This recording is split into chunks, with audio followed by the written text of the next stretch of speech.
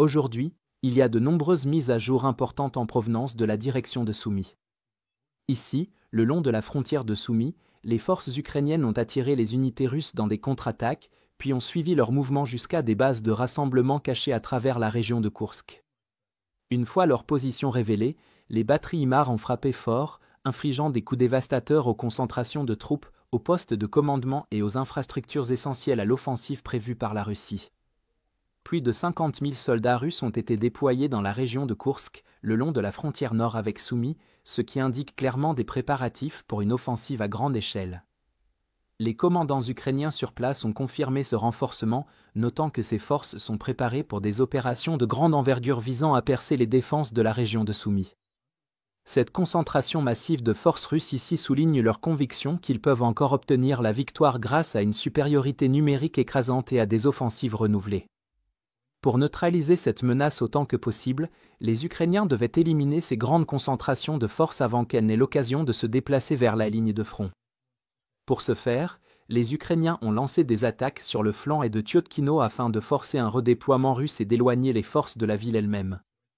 En menaçant un possible contournement, ils ont mis la pression sur les positions russes tout en effectuant des rotations rapides pour maintenir des troupes fraîches et du matériel en première ligne. De cette manière, les Ukrainiens améliorent également leur position défensive face à la pression russe sur cette partie du front, tandis que leurs principales unités offensives menacent Tyotkino d'une attaque en tenaille. Des images de combat provenant de la zone montrent des véhicules blindés ukrainiens effectuant des rotations de manière efficace. L'un se retire pour se réapprovisionner pendant qu'un autre engage les positions russes, assurant ainsi une pression constante sur les lignes ennemies. Cette tactique empêche les forces russes de se regrouper dans des points forts et les oblige à adopter des positions défensives improvisées en terrain découvert. Alors que les troupes russes se précipitaient pour combler les brèches et empêcher une percée ukrainienne, beaucoup ont été éliminés par des frappes de drones FPV. Même les tentatives de déplacement en petits groupes de 2 ou 3 n'ont pas permis d'échapper à la détection, les drones continuant à les cibler avec précision.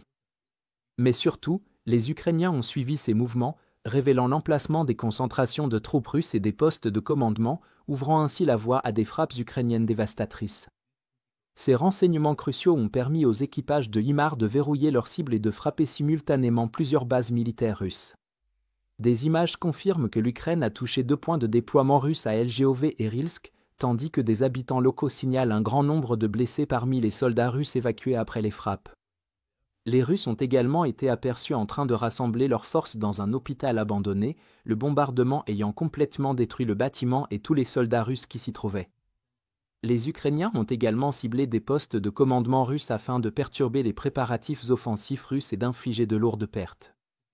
De plus, comme cela a déjà été rapporté, l'une des victimes des récentes frappes était le commandant adjoint de la 155e brigade de marine, qui aurait été éliminé par une frappe de précision sur son poste de commandement à risque. Ces frappes montrent que les Ukrainiens sont déjà en train d'épuiser les réserves russes avant même qu'ils ne puissent lancer leur offensive. Ils perturbent les préparatifs russes et infligent des pertes, limitant encore davantage ce que les Russes peuvent accomplir. Si les Russes redéploient leurs forces plus en arrière pour tenter de rester indétectés, ces troupes ne pourront pas réagir rapidement à des percées soudaines ou à des assauts ukrainiens.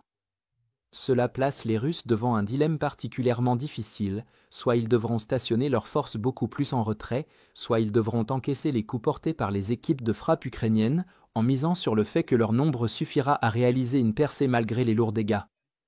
Globalement, les Ukrainiens ont réussi à attirer les Russes à exposer leurs forces à découvert afin de localiser leurs infrastructures critiques, ce qui a abouti à une série de frappes de précision dévastatrices.